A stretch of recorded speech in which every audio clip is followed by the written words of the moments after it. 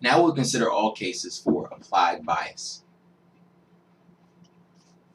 So whenever you apply a bias, what it does is it shifts the Fermi energy level.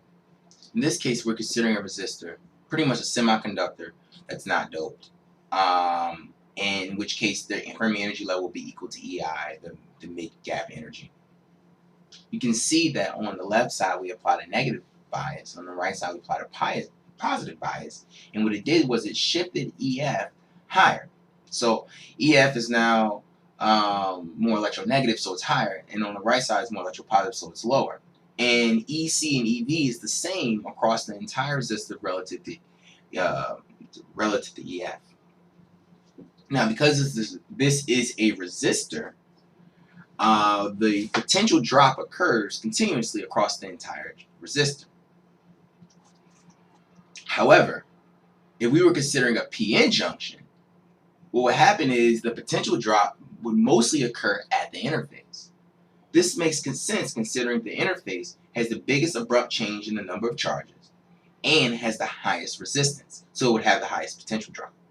So in an ideal sense, across a PN junction, all the potential would drop at the PN interface. And for a biased PN junction as seen here, EF on the electropositive side would be lower, and EF on the electronegative side would be higher. EF with zero bias would look completely flat. Once we know EF based off our bias, we can draw the flat band regions where the N-type EC is closer to EF, and for P-type EV is closer to EF. We then connect those regions, and that creates our reverse bias case, where we can see we have a very large space charge region, a large band-bending region, and a very high amount of kinetic energy for any electrons that cross that region.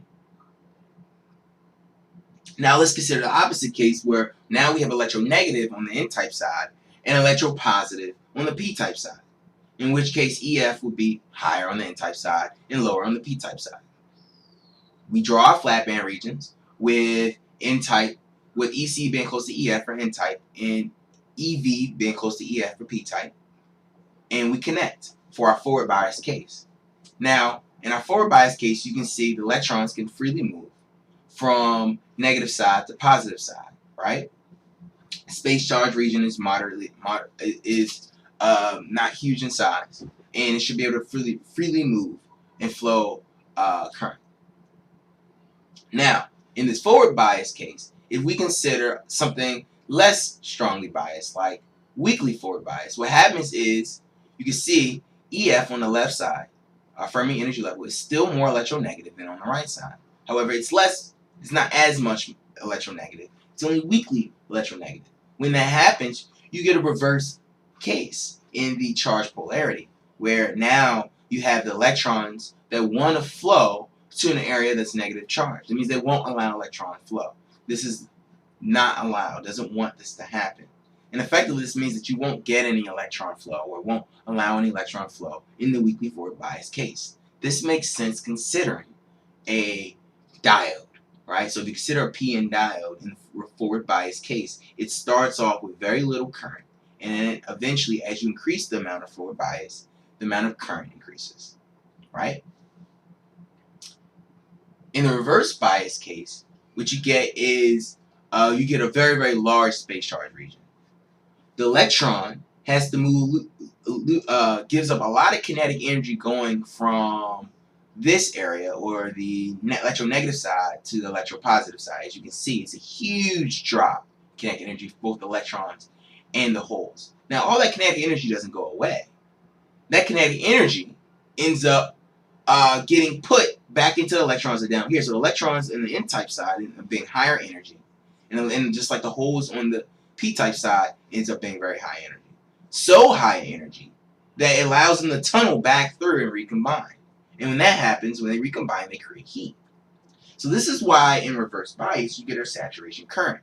The more electropositive I make my N-type side, and the more electronegative I make my P-type side in reverse bias, the more kinetic energy my electron and holes have as they cross the boundary.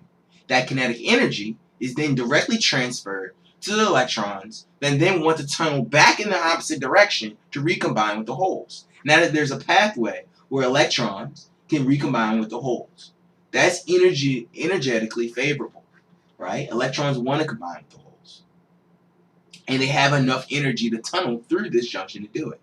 And so you reach a saturation because you apply more and more electric field, but you don't get any more current out because the amount of energy you put into it just creates more heat from recombination. And eventually that heat causes a breakdown effect. And this is reverse bias.